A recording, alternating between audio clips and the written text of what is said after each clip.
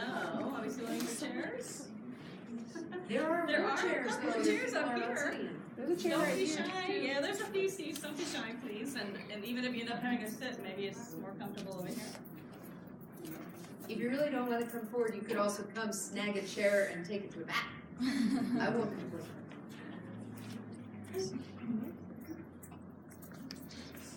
But I also won't be mean or anything. So, did they already bring extra chairs? Yes. Yeah, I don't think any Oh, we're more not chairs are okay. gonna fit. There's a seat here. Any takers? Seat here, seat here. Students, you could sit over here too, I think, in the back.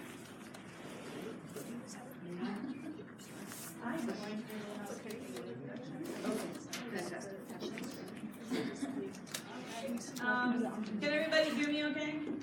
You doing okay? Well, thank you for your patience. Sorry about the technical difficulties there and the full house. Again, there is some room over here if you want to kind of sit along that bar in the back. You limber students, I mean, I can't pull it off, but I'm sure you can. Thanks. This is our last presentation actually for the Ethics Center this semester. I'm Sandy Borden, the director of the center. I think I've already mentioned the half sheet, so it looks like those made their way around the room. So thank you for filling those out. If you could please leave those either on your chair or on the table outside, we'd appreciate it. On the table outside, you also will find card swiper for those of you here for signature credit students. Make sure to swipe in with your ID. If you're here for extra credit, you can still swipe in with your ID. Just let your professors know to email ethicscenter, all one word, at wmich.edu to get that list so they can give you credit. And there's also other stuff there you might want to take a look at, right? We have a sign-in sheet for our email list if you want to keep up to date with Ethics Center events coming up next year. I also want to make sure that we thank our co-sponsors. This is our annual Winnie Veenstra Peace Lecture. Winnie Veenstra is an alum of Western who left an endowment at the Ethics Center for the purpose of having peace talks, and so we do have a peace lecture every year. And we're very pleased today that Susan Benish has joined us for this occasion. Our co-sponsors for this event are the School of Communication, the Department of Political Science, Global and International Studies, the Haneke Institute for Global Education, the Kalamazoo Nonviolent Opponents of War, known as KNOW, and the W.U. Cooley Law School Center for Civil Discourse. So again, thank you to our co-sponsors. The title of the Winnie Veenstra Peace Lecture this year is Social Media and Mass Violence. Of course, a very timely topic, unfortunately, in light of recent events. So Susan's address could not be more to the point, I think. Professor Benish is faculty associate of the Berkman Klein Center for Internet and Society at Harvard University. She teaches human rights at American University School of International Service and also directs the Dangerous Speech Project, which I'm sure she'll talk about more tonight. In 2012-13, she was the Edith Everett Genocide Prevention Fellow at the United States Holocaust Memorial Museum. A human rights lawyer trained at Yale, she's also worked for the Center for Justice and Accountability, Amnesty International, the Lawyers Committee for Human Rights, now called Human Rights First, and the War Crimes Tribunal for the former Yugoslavia. Her other degrees are an LLM degree from the Georgetown University Law Center and a BA from Columbia College. Her research has been published in a number of international law journals, including Foreign Policy and World Policy. She's published articles in a number of newspapers, including the Wall Street Journal and the Miami Herald, and she actually started out as a journalist herself. Before law school, she was chief staff writer for the Miami Herald in Haiti. She covered wars in El Salvador, Nicaragua, and Guatemala, and has reported from many other countries as well. So she speaks with a wealth of experience and expertise.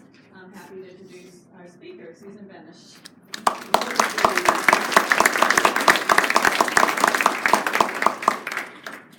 Thank you so much. Can you hear me? Yep, terrific.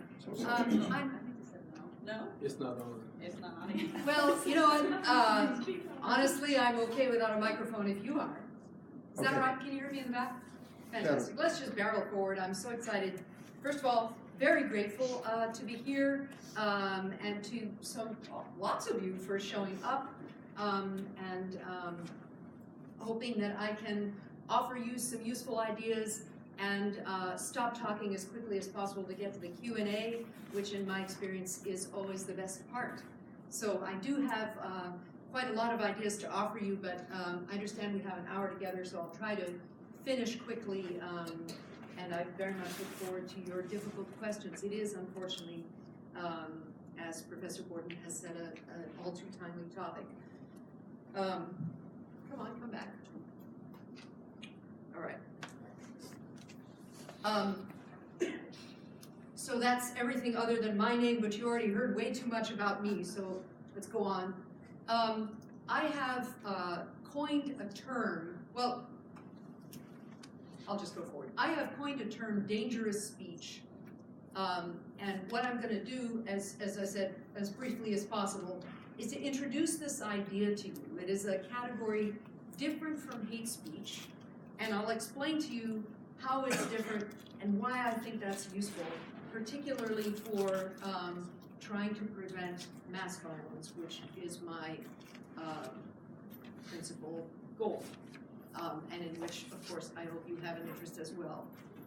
Then I will talk to you about what I'm happy to say is a major focus of my work and that of my colleagues at the Dangerous Speech Project now, which is finding the most effective ways of responding to harmful speech online and offline. And I'm going to use harmful speech as an umbrella term covering hate speech, dangerous speech, incitement to violence, and many other forms of content, as the internet industry calls it, or speech, human communication, that damage other people in one way or another. And of course, there are lots of different ways in which we can harm each other. So I'll talk to you about dangerous speech, then I'll talk about ways of responding to it, and then I'm going to close knowing that this is a peace lecture with some concrete examples of innovative, ingenious, and I think successful ways of responding to harmful content online. So that's the roadmap. Here we go. This is the definition that, together with my colleagues at this little thing, the Dangerous Speech Project, which, by the way, you can find more about at dangerousspeech.org, not surprisingly. This is the definition we have proposed, and it came out of some research I did in which I, for various reasons, ended up looking at what malevolent political civilian leaders have actually said and written in the months and years before atrocities or genocide happened. And what struck me is that it is unbelievably similar. If you look at what such leaders have said in completely different countries, totally different cultures, different languages, yes, different religions, and also different historical periods, it is weird how similar it is from case to case. So I thought, there's perhaps something useful here, especially since we all talk about genocide prevention, and you know that phrase, never again, right? Has anybody heard that, never again? So it's repeated over and over and over and over, but we haven't really put much meaning into it yet. So we need some real methods for prevention of genocide and mass massacres and mass shootings. We need to find some real muscular, robust methods. And if you want to prevent something, you should study not only the something, but whatever comes before it, right? If you can find something that systematically, regularly precedes the thing you're trying to prevent, that could be very useful.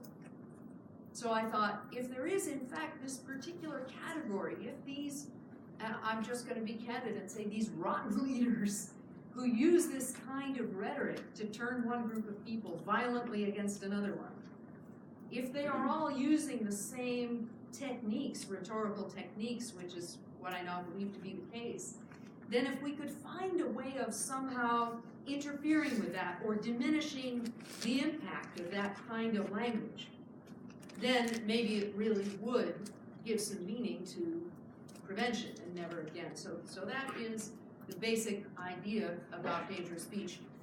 Now we define it as any form of expression. That means that the speech needn't be spoken. It's not only words that somebody says or even that somebody writes. Dangerous speech can be an image, it can be video, or it can even be the color of a t-shirt if that has particular meaning in a certain social context. Does that make sense to you? So any kind of human communication. And then we say that can increase the risk. We don't say that causes mass violence. Why not? Does anybody have any idea why we don't say speech that causes mass violence? It's arbitrary. It's arbitrary, exactly.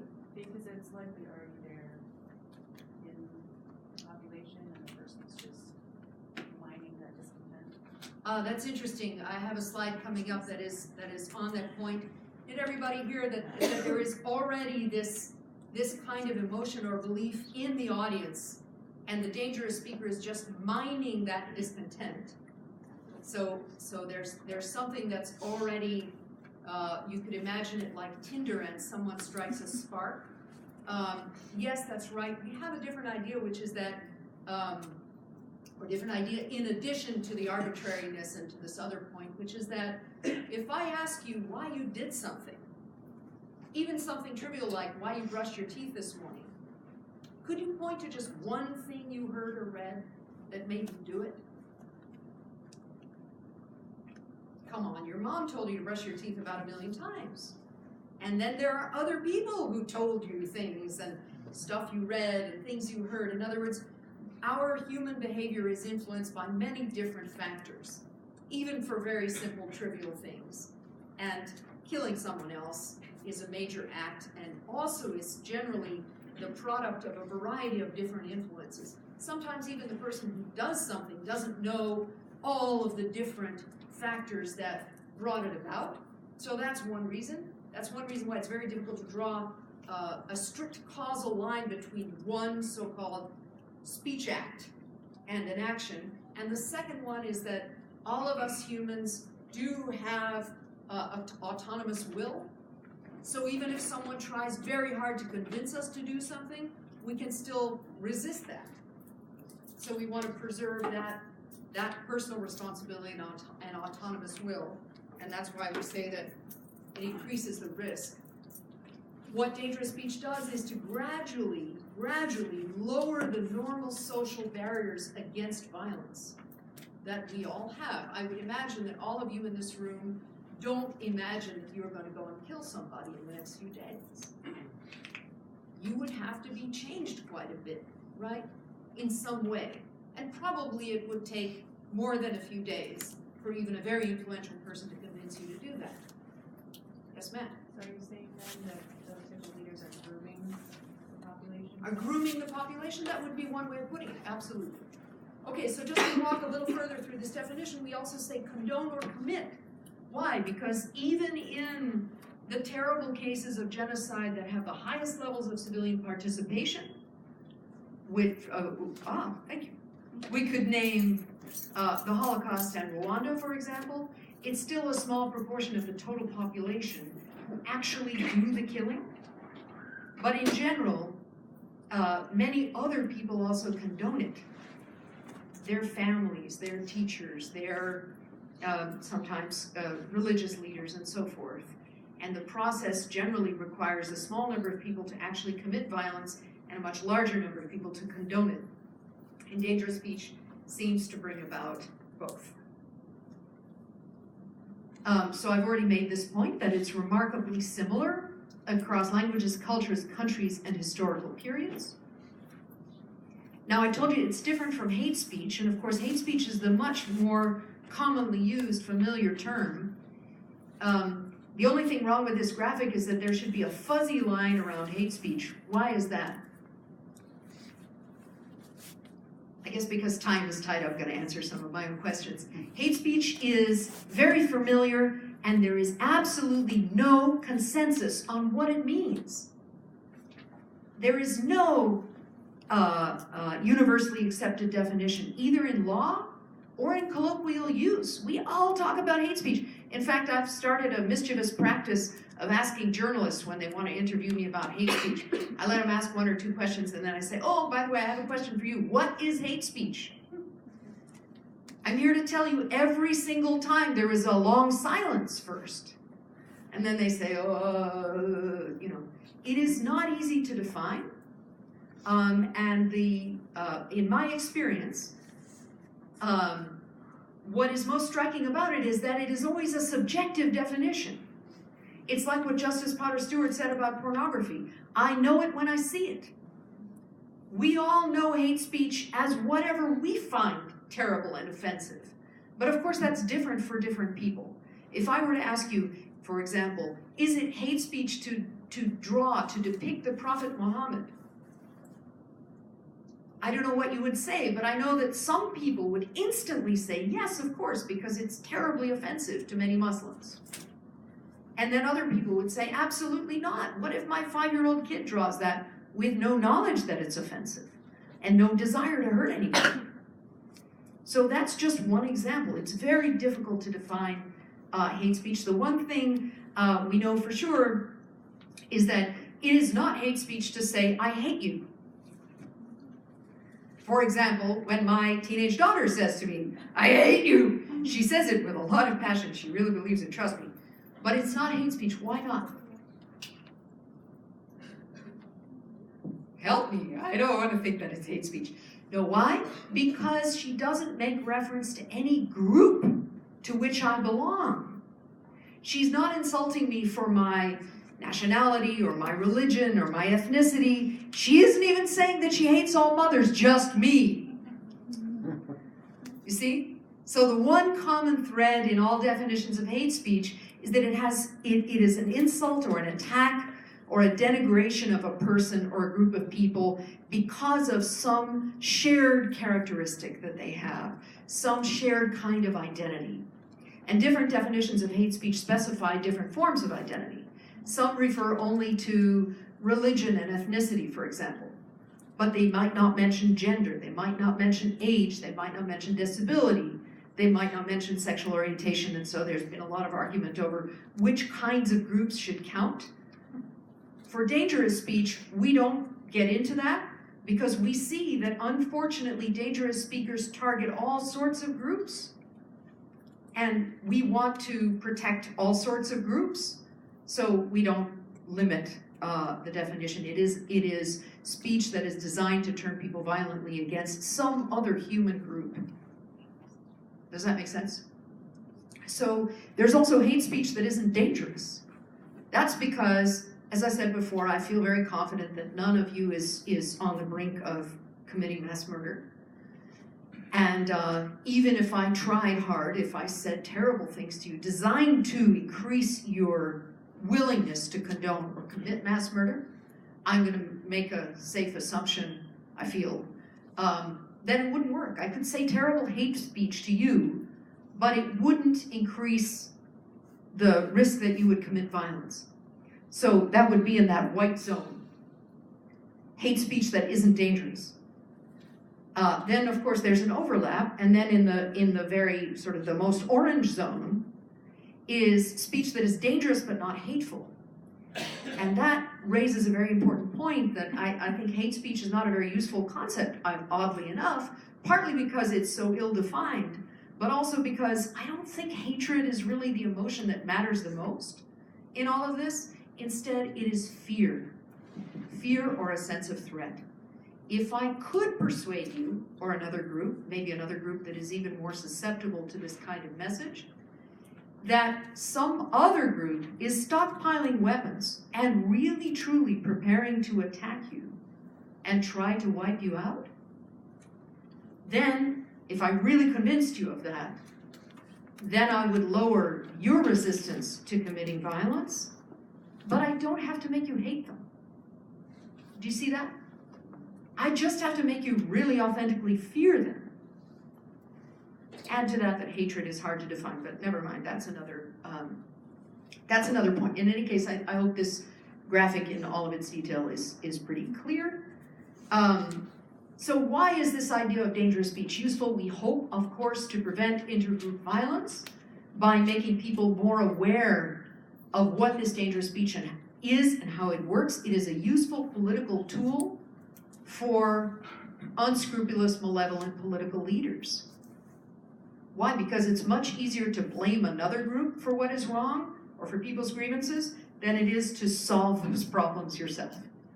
If you're a political leader saying, oh, you know, I know that you and your village don't have electricity, or you don't have a health clinic, you don't have a school, your roads are not paved. It's because of the fill in the blank, those rotten people over there. Then I, as a political leader or an aspiring political leader, don't have to bother to build a school or a clinic or pave the roads or install electricity. Do you see that?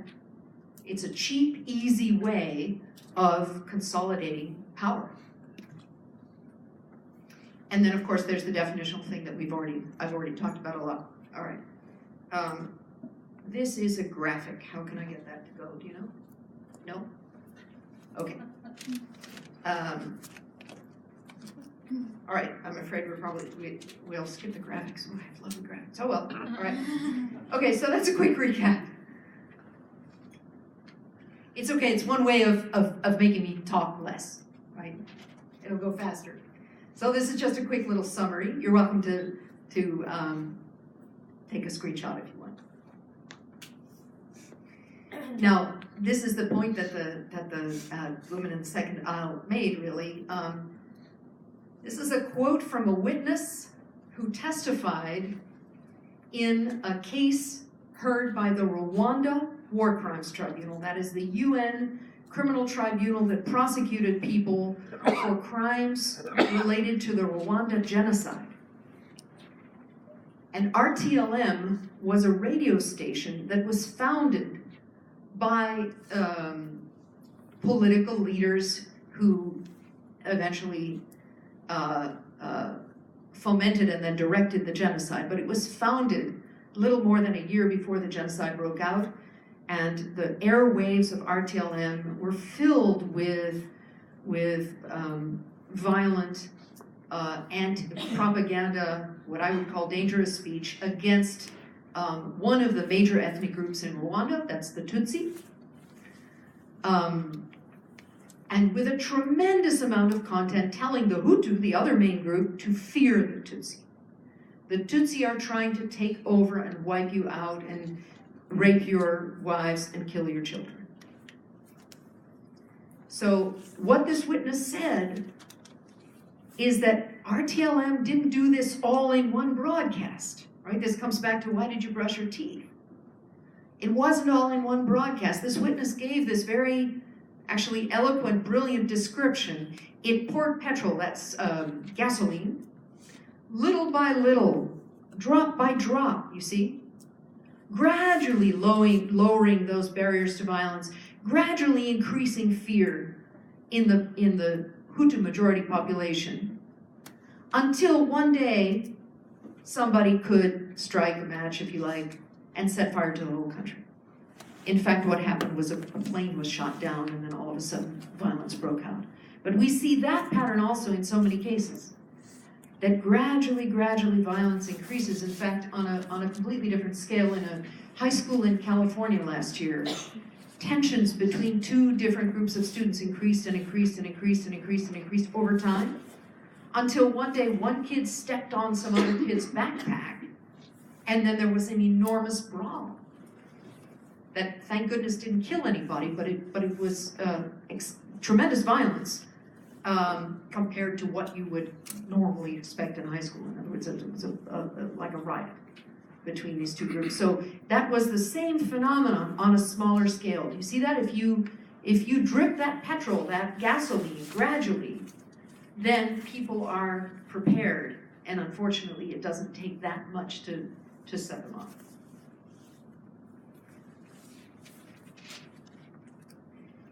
So if you want to identify dangerous speech, unfortunately I can't give you a list of words, and that's because words have very different meaning according to a variety of contextual factors, right?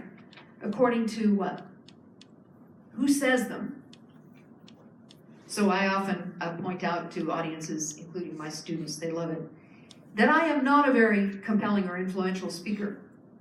I would not be able to convince them or anybody else to commit violence. That's for a number of reasons, right? There are various reasons why a speaker might be influential. Charisma is one. I mean, I hope I'm at least keeping you guys awake, but there are people much more charismatic than me. And then Some form of formal office, like political office, can be a source of charisma. A source of influence. It may also be, in many cases, that political figures are not the most influential, particularly over certain audiences. In some cases, it's a very successful sports figure who has the greatest influence over a particular audience. Or a celebrity, a pop star, for example. One of the defendants in a famous case before that Rwanda War Crimes Tribunal is a guy called Simon Bikindi. What did he do? Does anybody know? He composed and performed songs. He was one of the country's most famous pop stars. And those songs were played over and over and over and over by the Interahamwe. Those were the groups of young men who committed nearly all of the killings in the Rwanda genocide. And his songs were played also relentlessly over that radio station I mentioned to you. He was tremendously influential, even though he didn't hold any political office. So the speaker. And then, as I have already told you implicitly, some audiences are more susceptible to dangerous speech than others for all kinds of reasons. Maybe they're already afraid. Maybe they're worried about where their next meal is coming from. Maybe they have some reason to fear in particular a certain group of people because there was already violence between those two groups in the past. Maybe culturally they have been taught to have an unusual degree of deference and obedience towards authority figures. This is the case, for example, in the country of Myanmar, where some Buddhist monks have been relentlessly inciting the population to despise and fear Muslims. And in that culture, a good Buddhist owes a great duty of obedience to monks.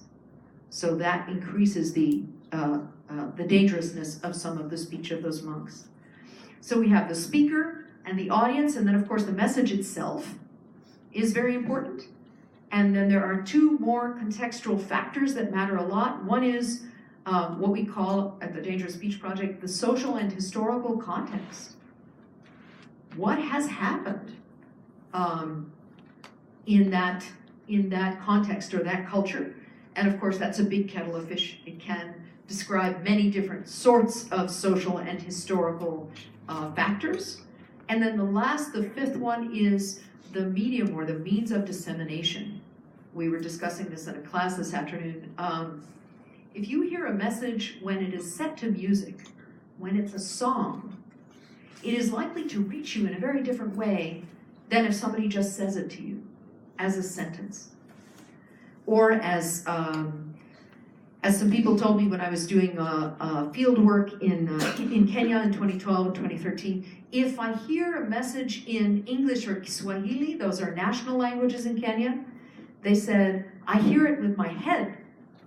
But if I hear it in what Kenyans call my mother tongue, that would be their first language, the language of their own ethnic group, then they said, I hear it with my what? Heart, exactly. Instantly. So I was struck that 3 different people I interviewed said the same thing spontaneously. The message, even if it has exactly the same words, will reach me differently. And sometimes if you hear a message on a particular radio station, that radio station, RTLM, came to confer special power to messages just because they came over those airwaves. And sometimes a particular app may have a particular, confer a special influence on a message. So to analyze how dangerous speech is in context, we look at those 5 factors. The audience, the speaker, the audience, the message, the social and historical context, and the medium or the means of dissemination. Question here. I think when you say the speaker, I think you put / credibility. I think that carries a lot of weight in terms of getting the message out and for people to either accept, embrace, reject the message. Absolutely, absolutely. So you, in some ways, credibility is a form of influence, right? If you're not credible to the people you're speaking to, you can't have much influence over them. So we use influence as a descriptor of all kinds of ways of being convincing to people. And of course, there are speakers who are very credible to some audiences and not at all credible to others. You could probably think of examples. I'm not going to blurt them out, but you can. Now, message. Obviously, the message is very important, and I said to you that there are these uncanny patterns in dangerous speech. We have identified lots of them. We call them the hallmarks of dangerous speech. And to save time, I'm just going to mention two of them. The first one is dehumanization. You all already know about that, right? Referring to another group of people as something less than human, and usually as something that is not only less than human, but that is disgusting or in some way threatening or damaging. I'm sorry to say that I have now heard or read the word for rat and cockroach in an incredible variety of languages, because rats and cockroaches are two of the most commonly used creatures for dehumanization. Why? I think because they are universally despised in every culture, as far as I can tell. And they're seen as disgusting and threatening. The second hallmark there is called accusation in a mirror. I didn't invent that term. Accusation in a mirror is the term that was coined by a Rwandan Hutu propaganda strategist who wrote a manual for essentially dangerous speech that was discovered after the genocide. And what he meant, what accusation in a mirror is telling your own group, let's say you're my in-group, and I tell you that the other people, the ones I'm trying to turn you against violently, are planning to come and do terrible things to you, wipe you out, for example. So when I'm actually planning to get you to do it to them, I tell you that they're planning to do it to you. That's the mirror thing. Do you see that? The accusation in a mirror. I accuse them of exactly what I am hoping we will do to them. That is tremendously powerful, and we see it in so many different cases. This allegation that the other group poses a mortal threat to the in-group. Why? Because dehumanization makes terrible violence seem acceptable when otherwise it wouldn't seem acceptable, right? But if you're a really good dangerous speaker, acceptable is not good enough for you. You want to make violence seem not just acceptable, but what? Necessary. Necessary, and even morally virtuous. Think about it. It's the collective analog of the one ironclad defense to murder in every legal system. What is that? Self-defense. Self-defense, exactly. So if you can convince a whole group of people that they face an existential or mortal threat at the hands of other people, then they just feel that they're defending themselves. And even more importantly and virtuously, they're defending their children, right? What could be better than that? What could be more important than that? So do you see that? It's tremendously powerful to persuade people that they are facing a mortal threat, that another group of people are invading, are taking over, are going to hurt them, are planning to do terrible things to them, because then they see violence as not only acceptable but justified, virtuous, necessary. This is quite stunning, and once you are familiar with it, you will, I'm sorry to say, see lots of examples of it. The assertion, I know I said I'd mention only two, the assertion of attack on women and girls, I will show you a very quick example of, so I just want to point out that in this case, for example, a dangerous speaker will say either a woman has been attacked or the men of the other group are planning to attack a woman or women or girls in our group. That is, of course, a terrible offense in virtually every culture, but it also uses the woman as a sort of symbol for the identity and the purity of the whole group. So if she is attacked and besmirched, it is as if the whole group's purity and integrity are damaged. These are just examples of dehumanization. of accusation in a mirror. Again, for time, I will not describe them in detail, except this one. As I promised you, this is the cover of a Polish magazine. The headline says, "The Islamic Rape of Europe." The Islamic Rape of Europe. And as you can see, this is a terrified, blonde, blue-eyed woman wearing a dress. What's the dress? The European flag itself. So I couldn't have even made this up, right? It is such a blatant, dramatic example of what I'm telling about. She is very explicitly made to symbolize all of Europe in her distress and terror, and in the fact that brown male hands, and in the full image, well, you can see on the right, there are lots of different men attacking her, and they all have dark skin in contrast to her white skin. So the message is very clear, and the image is quite emotionally striking, right? Because she's obviously terrified. Okay, responses. One kind of, at the Dangerous Speech Project, we're about to release a report. I'm very excited because we spent 2 years studying actual responses in the real world that people are using for hatred and other harmful content online. The most commonly discussed one is counter speech, simply responding directly to someone who is saying or posting something that you regard as hate speech or harmful speech or dangerous speech. Megan Phelps Roper is the granddaughter of Fred Phelps, who founded the Westboro Baptist Church, of which you may have heard. It is an extremist church that believes that God is punishing the United States for condoning homosexuality.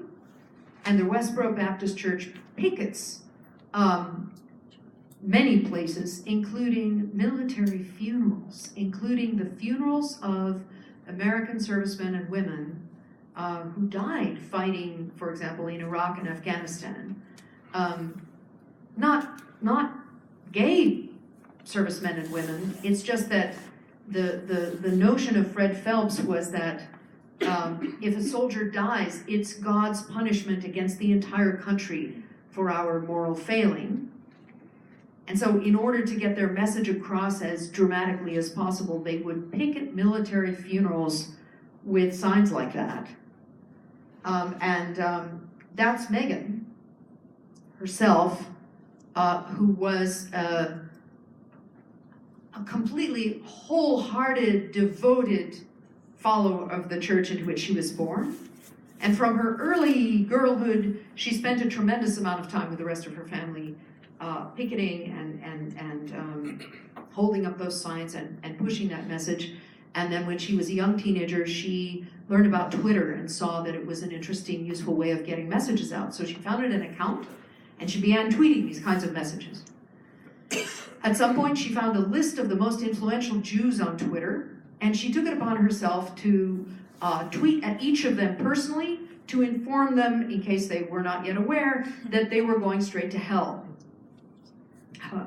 And one of them responded. His name is David Abitbol. He tweets under the handle Jewlicious. He's quite a cool guy. I had the enormous privilege of gathering, for the first time ever, as far as we know, a group of counter speakers from all over the world in November in Berlin, and introducing them to one another and listening to them exchange best practices and ideas. They have all taken upon themselves to do this as volunteers. They respond to hatred online. Can you imagine? That's not much fun. But they have learned, and they have collectively have a tremendous amount of knowledge.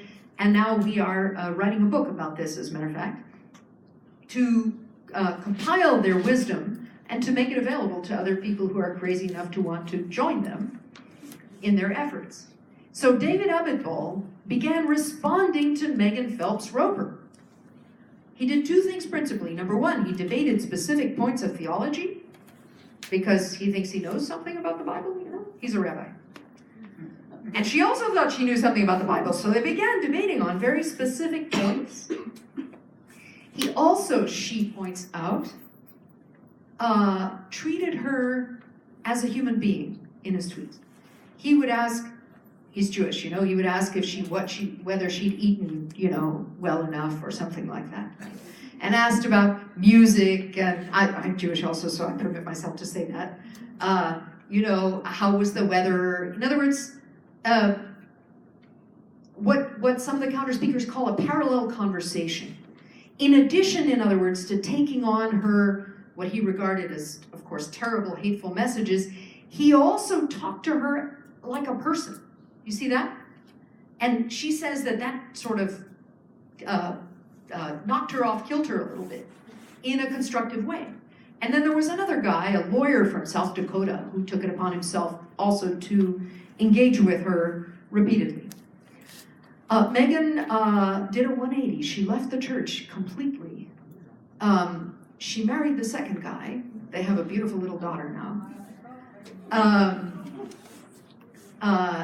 And she now is, as far as I know, the only person who was herself the target of counterspeech and who now does a great deal of counterspeech also. In other words, she has played both roles. She's written a book that's going to come out soon that will be totally fascinating. I've read it. And she has a TED Talk about how to engage in this. So, there are not lots of people who have made this kind of dramatic change, but obviously it's a fascinating example and we can learn a lot from that, especially since she is so engaged in trying to understand how to do it effectively. There are also many cases in which people use humor. I have particular interest in that, actually. This was a response to an online event to the Deputy Prime Minister of Turkey giving a speech in which he described the correct and proper comportment of women, how women should and should not behave. And I will resist the temptation of telling you all the various choice things he said, but one of them was, proper, decent women do not laugh in public. No. No, they don't. So immediately, this hashtag, dirankahkaha, which means resist laughter in Turkish, I probably terribly mispronounced it, but that's the meaning, sprang up on Twitter, and all over the world, people were tweeting photographs, as you can see, of women laughing, in all different sorts of ways, laughing with babies, laughing with grandmas, laughing with horses, of course, laughing with cats. It's the internet, Drat, I can't show you this, but that's probably good because of time. More Than Mean is an ingenious, different kind of response. It's not counterspeech, but it's an American project to respond to the particularly vicious and violent messages that women sports writers get. In general, lots of women get attacked, especially viciously online, especially when they are seen to be trespassing, not just laughing, but also trespassing in an area where women are not supposed to be, like sports writing.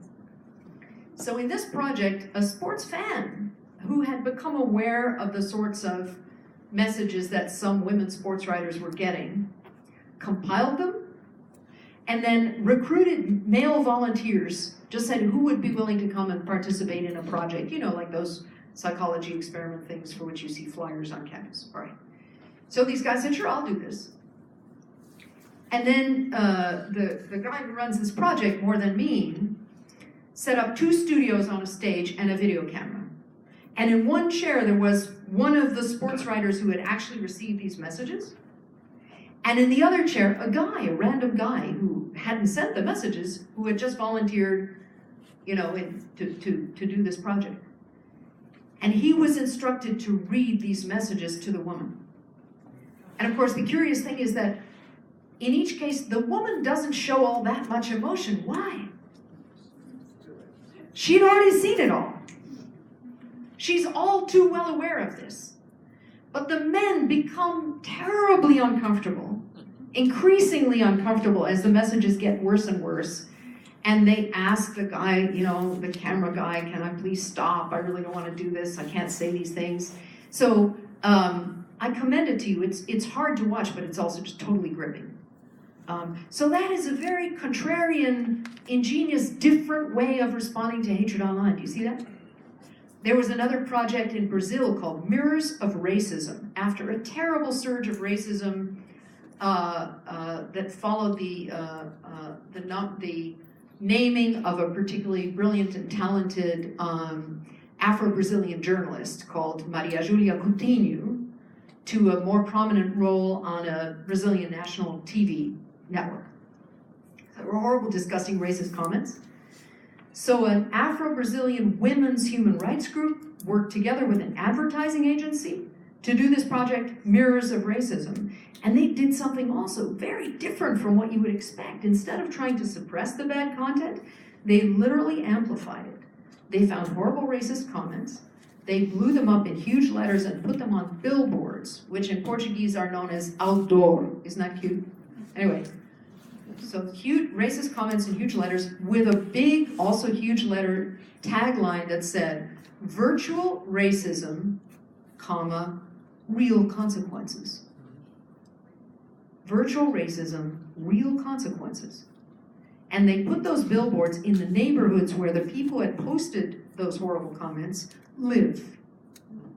But they made a very interesting decision, which was not to show the name or the profile photo of the person who posted the comment. They blurred the photo. So that person who did it would of course recognize it, and so would the actual friends of that person, right? Including the people who had seen the comment online. So it was a modified shaming strategy. We see a tremendous amount of shaming going on online. In fact, in our report, we have distinguished between counter-speech for education and counter-speech for shaming. And you all know that in many cases, once somebody gets denounced online for anything, lots and lots and lots of other people join in and attack them. We call that a dog pile. And it can get really out of hand, right? I imagine you've all seen that or at least heard about it. So in this project, they protected those people from the dog pile, but they did shame them pretty strongly and effectively. And one of the authors of those posts actually came forward and they recorded a video of him apologizing, standing in front of that billboard. And I mentioned it to you just to stimulate ideas, to tell you that there are lots of different ways of going about responding. That in some cases I find that people are sort of waiting for Facebook or the government to solve the problem by deleting all the bad stuff. Unfortunately, that's terribly hard because it can't be detected automatically by software. People are much too creative in the ways in which they say beautiful things, but also in the ways in which they say terrible things. And then first of all, deletion cannot be accomplished very well. And secondly, it doesn't change anybody's behavior. In my view, we need to tackle this as the major collective social problem that it is, and find ways of enforcing social norms online as we sort of enforce them offline. And that requires these ingenious efforts. Okay, whoops. Anybody Swedish? Okay, then I can do a terrible job of pronouncing this without, with some impunity. But I did practice. It's something like Jag är här, and it means I am here. What a beautiful name, I am here. This woman is Mina Dennert. She is Swedish. Swedish is her first language. She's a very accomplished journalist in Sweden. But as you can see, she does not look stereotypically Swedish. That's because she immigrated to Sweden as a little girl with her family from Iran. So she says that she has been subject to hatred and xenophobia since childhood. But what struck her and what made her found Jag är här, which is a collective effort to respond to hatred online as a group, is that she saw a huge surge in hatred and xenophobia online in Sweden in 2015 and 2016. That's when so many People were coming from Syria, trying to take refuge in Europe, as you know. So she said it was just overwhelming what a huge surge there was. So she founded Yogit Har, and she spent, her evenings for about a year trying to persuade people to join. There are now not 100 members of Yogit Har. And what they do is they look for hatred online, particularly on Facebook. They call it out to each other, and then they respond jointly, collectively, following, by the way, Mina's list of rules, which will remind you of what David Abitbol did with Megan Phelps-Roper. That is to say, one of the rules is you must remember that this person to whom you're responding is a human, is a person, and you must treat them that way, and you must be civil. And a whole series of other rules, and Mina's a very tough lady, and if you break her rules, you're out. So there are not 100 members, there are not 200, there are not even 1,000 members, there are 75,000 members of Yogit Har. And what's more, it has now migrated to 10 other countries. So there are about 40,000 German members of Ich Bin Hier, which is the German equivalent. And then there's one in Canada, and one in Norway, and so on and so forth. Now I'm afraid I'm going to shift to something terrible, and then I will end the talk on a good note. Since, as Professor Borton said, this topic is all too timely, I feel I'd be remiss if I didn't make some reference to the mass killings that happen so often, but in particular we've had two very recent ones. This is the man who committed the massacre in the synagogue in Pittsburgh. And that's the last thing he posted before he went and committed that crime. HIAS is the Hebrew Immigrant Aid Society. It's a very old organization that was founded to help Jewish refugees, and now it works almost exclusively with non-Jewish refugees from all over the world. In fact, Bowers was, I suppose, still is furious at HIAS, in particular, ironically, because HIAS works with Muslims.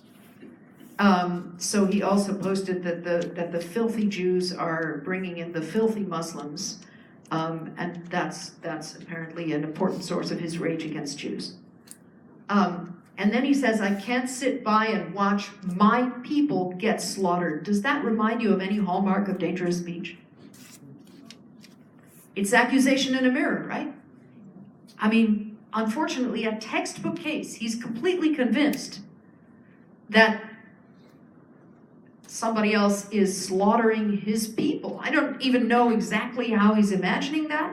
And of course, he went and massacred people who were average age 75, so it's of course, it doesn't make any sense. But in his mind, he committed that massacre because he didn't want to sit by and watch his people be slaughtered. This is somebody Robert Bowers followed assiduously online. I apologize for the horrible, all of this is horrible. But you see, again, it is accusation in a mirror, classic case, right? You can be destroyed, or you can continue the work of the Nazis trying to destroy the Jews. By the way, this man has now been identified. He was posting this kinds of content to people like Bowers, who, as I said, read him and followed him very devotedly. This man tried to hide his identity, but he slipped up a bit, and some very courageous journalists identified him. His name is Daniel Jeffries. He lives in a little town about an hour outside of Waco, Texas. He was working in an auto parts store, and so Luke O'Brien, this super gutsy journalist, called him up one day and said, "Hi, I'd like to talk to Daniel Jeffries." Luke O'Brien has been savagely attacked online, along with the rest of his family, including his children. So that kind of thing can also really put you at risk. And if you think about engaging in counter speech, you absolutely must protect yourself and your privacy, and that will be a big chapter in the book that I mentioned that we are writing. But apparently this man has stood down, has retreated from spewing all of this awful content since he was identified by those journalists. And I ask you to think for yourselves, is that okay? Because on the one hand, it seems to have been effective, and on the other hand, it's a form of vigilante justice. So I look forward to your questions. And then let's skip that. That's actually the guy. I also had a final slide showing Jacinda Ardern. Does anybody know who that is? Yeah, she was wonderful. She did two very important things. Who is she? Oh, sorry, she's the Prime Minister of New Zealand. Prime Minister of New Zealand, and the image I wanted to show you is of her wearing a scarf covering her hair, embracing a mourner, a Muslim mourner of the Christchurch massacre. So she has, it's really worth looking up for a dramatic example of what I will offer to you as the final, very useful, constructive response to dangerous and hateful speech, which is for influential leaders to speak out in the strongest, clearest terms against it. That's exactly what Jacinda Ardern has done in the days since the Christchurch massacre, and she really seems to have been very influential in doing that. So that seems to be another important signal that it is not the case that there's nothing we can do about this, all of us. So thanks so much for listening, and please, if you're willing to stick around a little bit, I'd love to field your questions.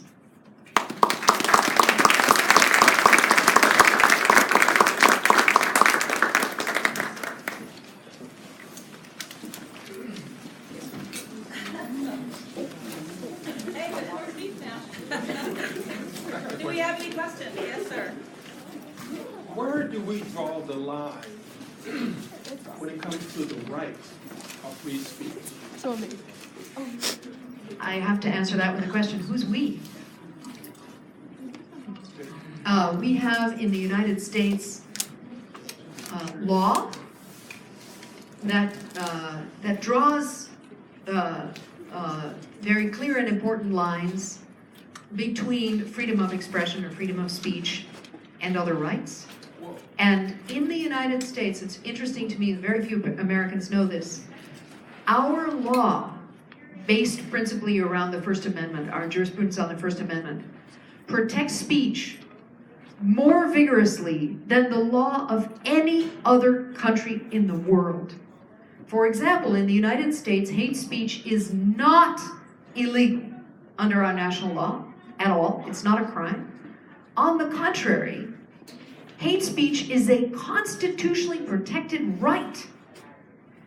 You have a constitutionally protected right to say some of the most awful things you can imagine in the public sphere, in public discourse. That doesn't mean you can say them on a campus or in your workplace. For those specific places, there are other bodies of law that do restrict speech, but in public discourse, in our national law, hate speech is a constitutionally protected right, as are many other forms of speech. We, of course, do prohibit some forms of speech, such as credible or so-called true threats of violence, incitement to violence of a very narrow and specific type under the case of Brandenburg v. Ohio.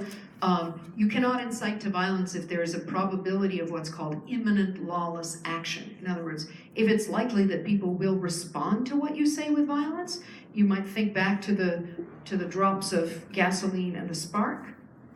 That's illegal. But all the drops of gasoline, that's okay. Under our First Amendment jurisprudence. So I don't know if that's what you wanted. Yeah, pretty much so. Okay.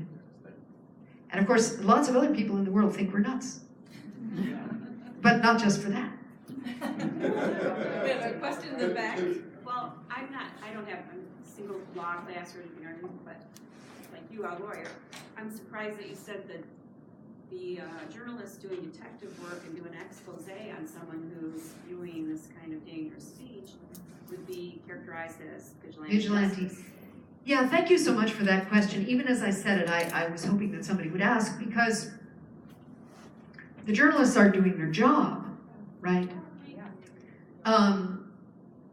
What I would more comfortably call vigilante justice is when, for example,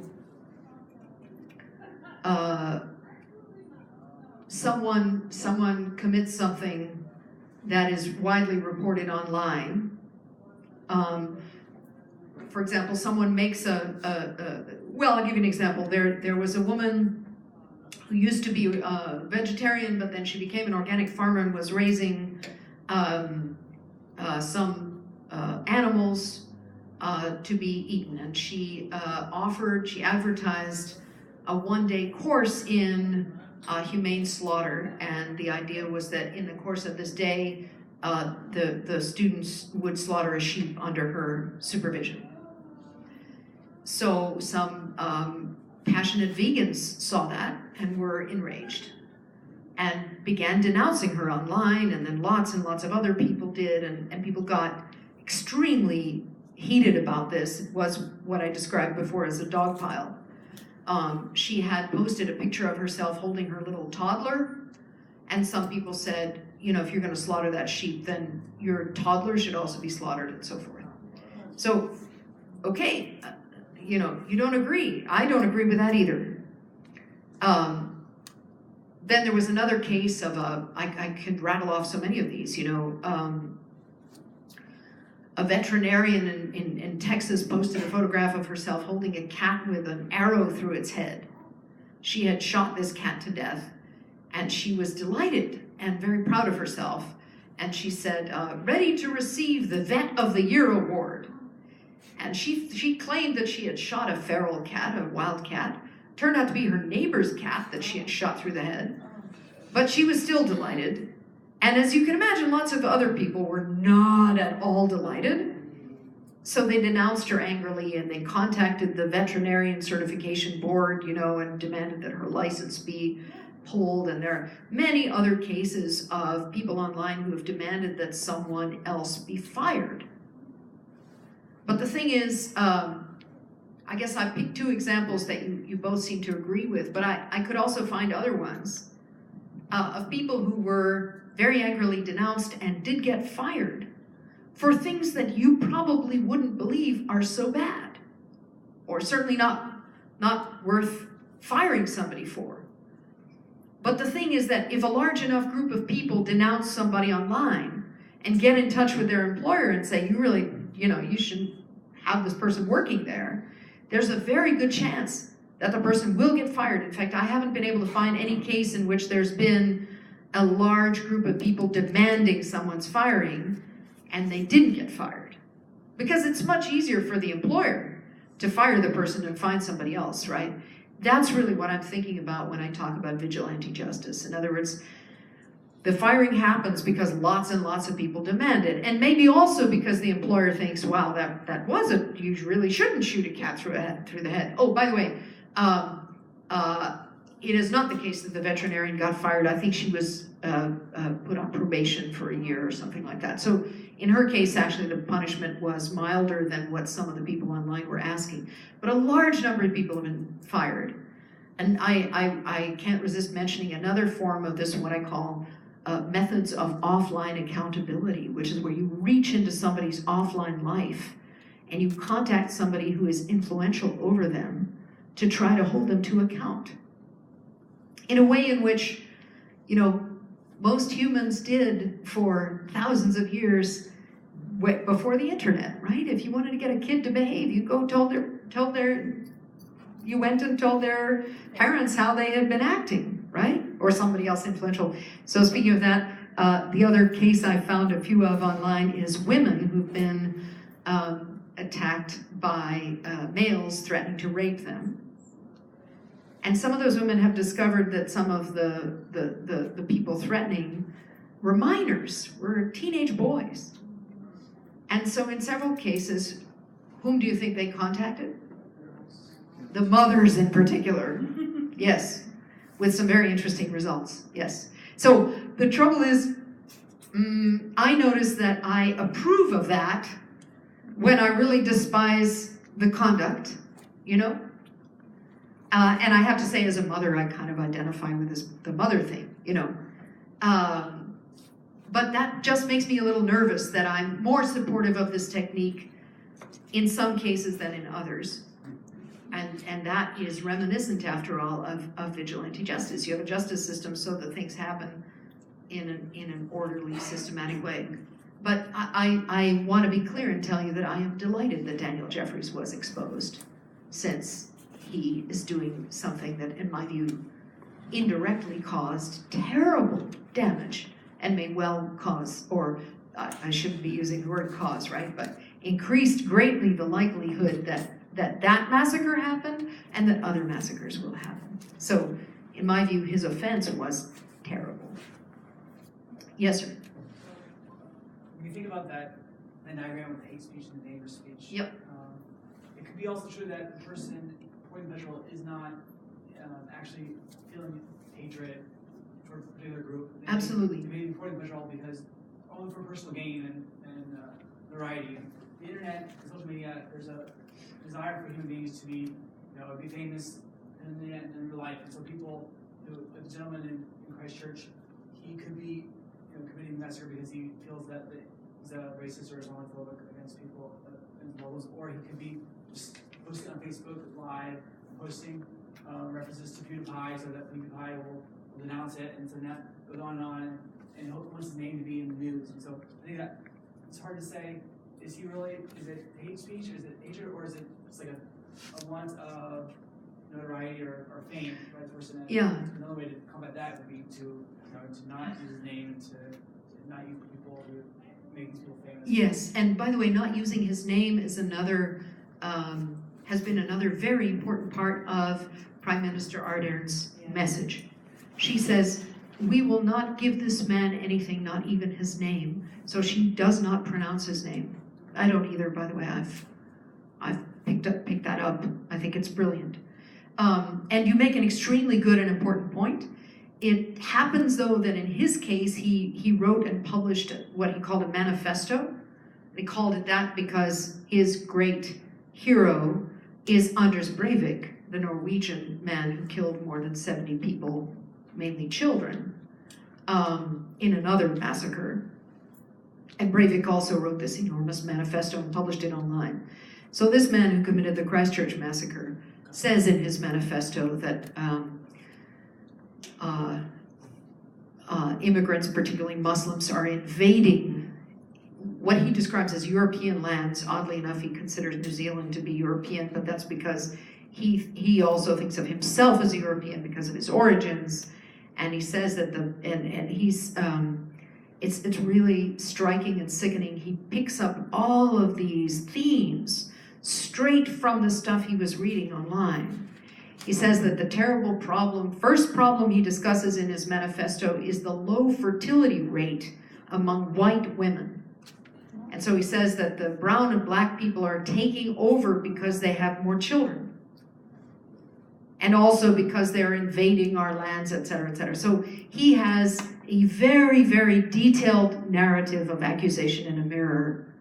And therefore, in his particular case, I don't think he was motivated only by a desire for fame and notoriety. The way he describes it in there suggests that he wanted the fame and notoriety so that he could better push this message of his, so that he could convince more Europeans, whites, basically, that they are facing this moral threat. And unfortunately, he is very savvy about using online tools, and so he did an unfortunately very good job of disseminating that video and manifesto. But you're absolutely right that seeking notoriety and fame and just followers is a very important motivation for lots of people, especially young people.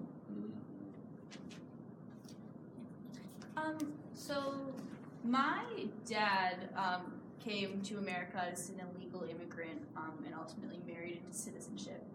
But like now he'll himself like make comments that are very like unflattering quote undocumented immigrants. Is there like something in hate speech or the way we communicate now that makes this like, is this a phenomenon you see, and like what is it about hate speech that makes people that themselves identify with a group like say things like this? What a tremendous question and a big one. Can you repeat the question? Yeah, let me see if I get it right. Please interrupt me if I don't. So the questioner said that her dad came to the United States as an undocumented immigrant and married into citizenship, and that he now makes unflattering or derogatory remarks about undocumented people, of whom he was one himself.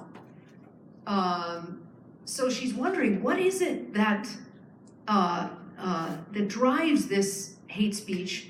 Is it something that is particularly prevalent now? And what is it that makes people think and speak this way? Did I Exactly. more or less? Okay. Apparently I did okay.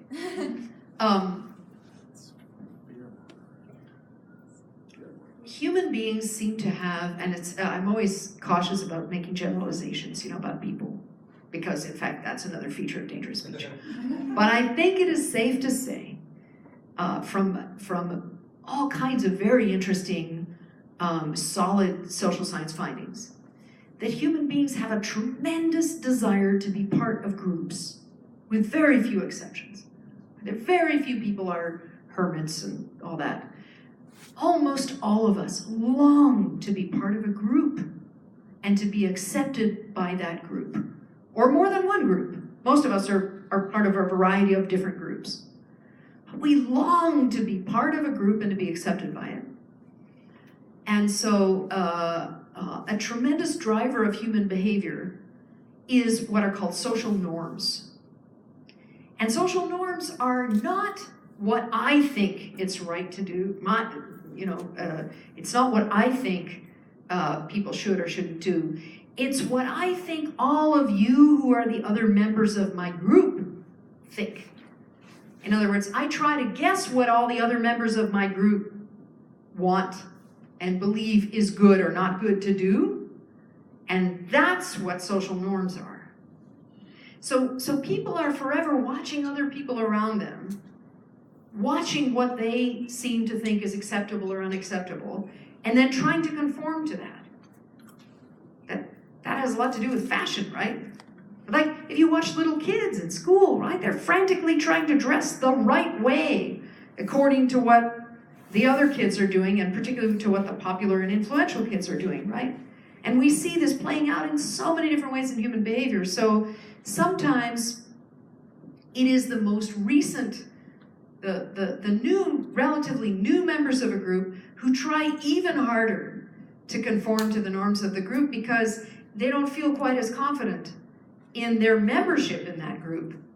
So they might work even harder, than other people. That's one idea. Of course, I'm not speaking about your dad. I've never even met him, but just in general, that is a phenomenon that we see pretty often.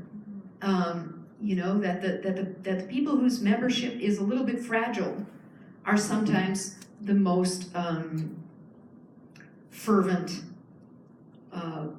members of a particular group. So somebody like your dad might be trying to show that he darn well is a quote-unquote real American. The gentleman in red? Yeah, first of all, it was a fantastic presentation. How nice of you, thank you. When does it become hate speech?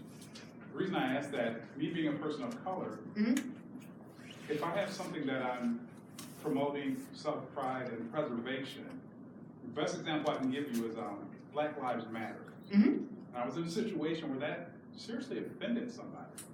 And to them, that was hate speech. Just the term Black Lives Matter? The term itself. But for me, it's a sense of pride. Of course, So yeah. how do you... Well, that's one of the points I was trying to make, that the same message, that hate speech is such a difficult thing to pin down, because the same message can mean totally different things to different people.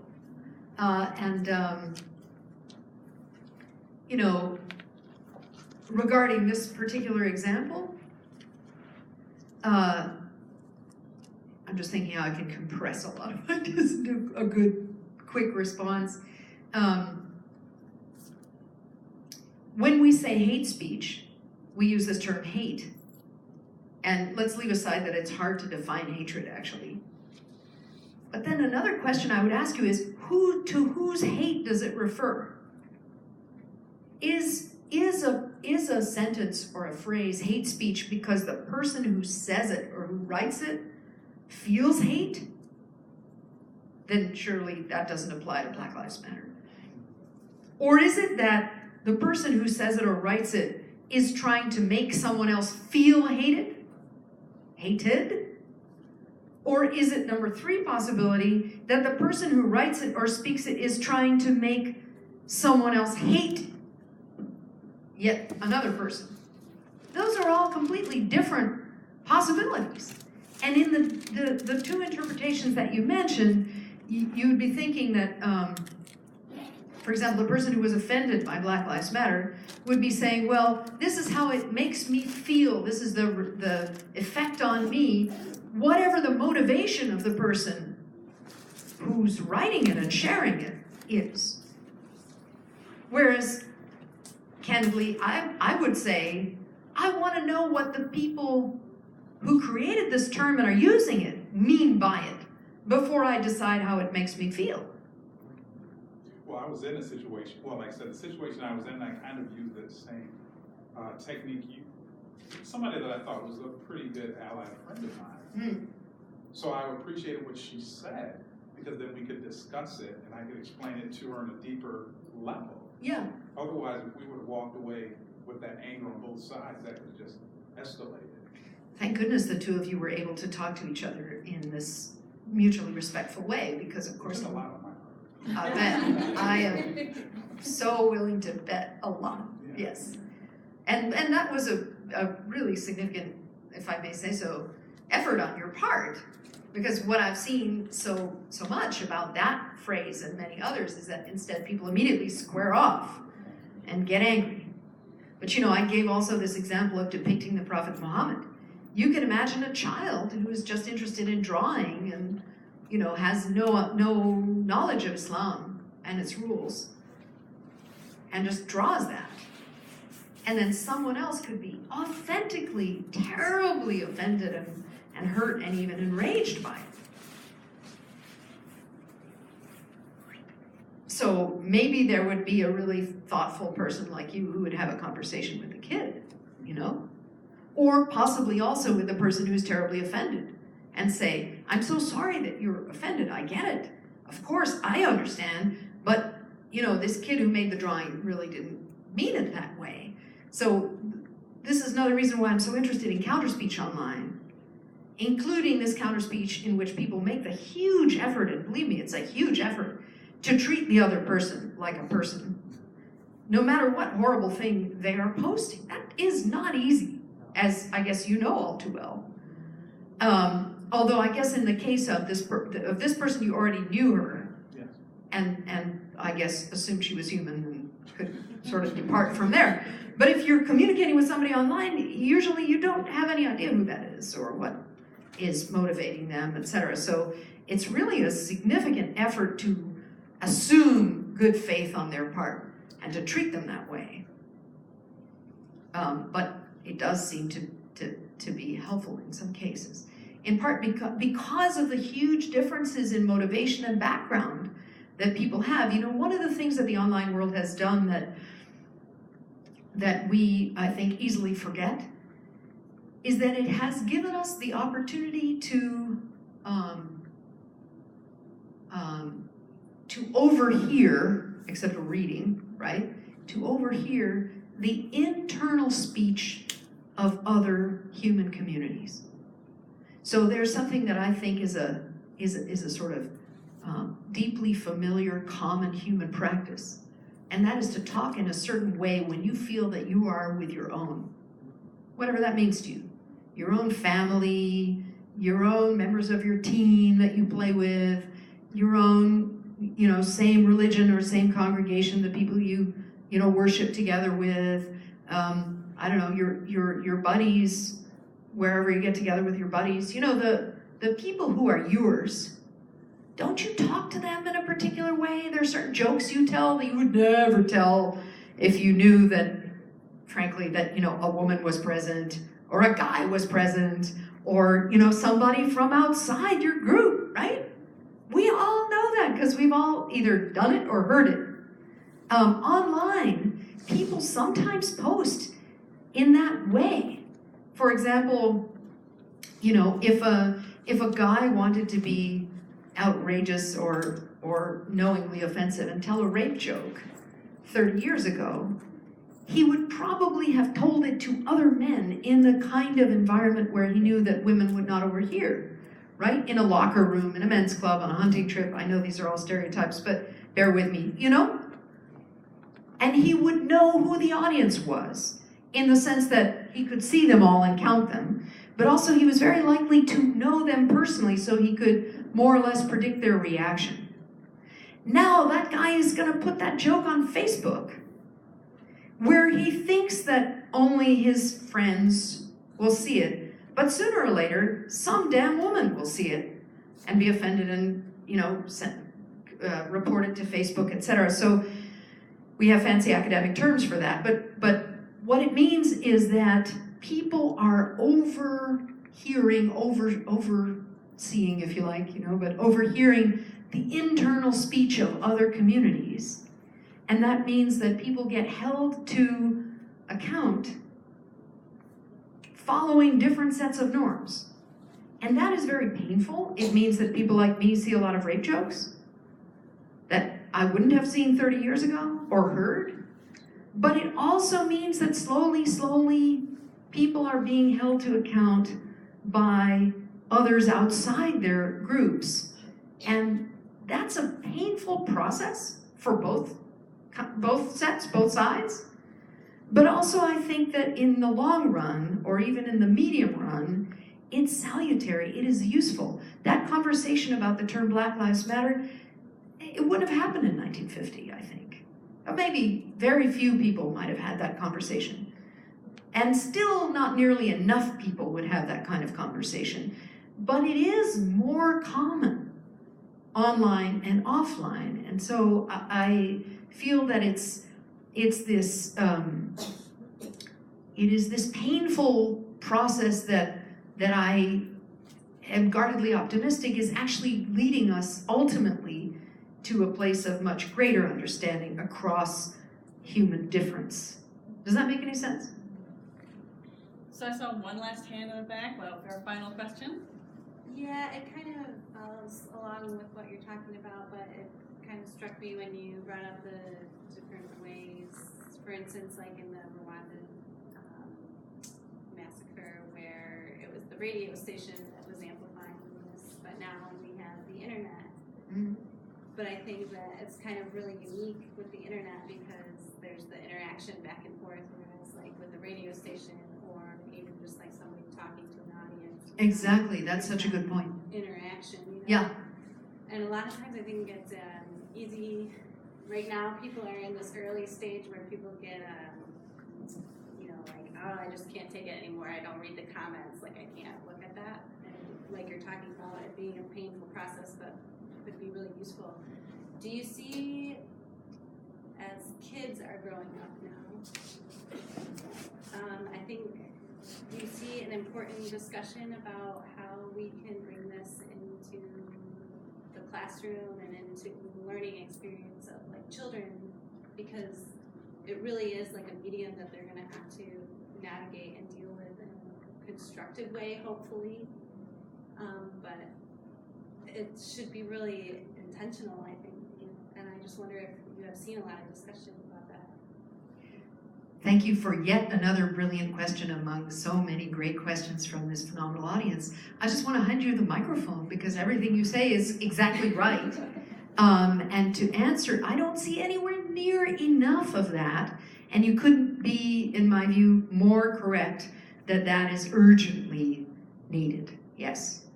And ultimately, as I said about dangerous speech, I think educating people about it so that they can recognize it and therefore be less susceptible to it is the real answer, you know?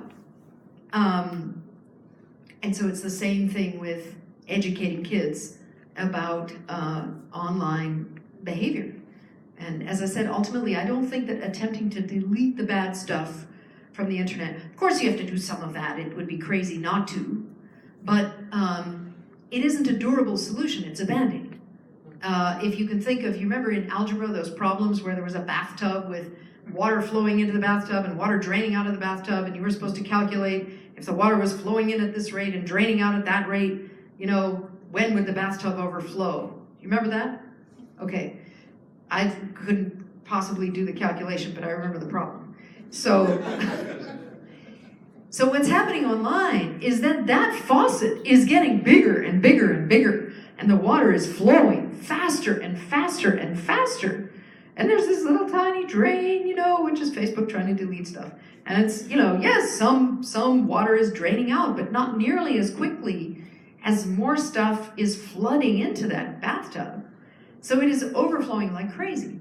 The only real solution, speaking of preventing, the only real solution is to slow down the rate at which the water is flowing into the bathtub.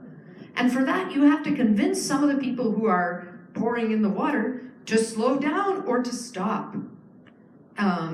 It's a question of behavior change. And that's frankly what education is about, for better and for worse, right? We really have to convince people not to do things that are harmful to other people. That's, in a nutshell, what society is supposed to be about, right? So I couldn't agree more, and thank you for making the point. Thanks to our speaker, and thank you all for your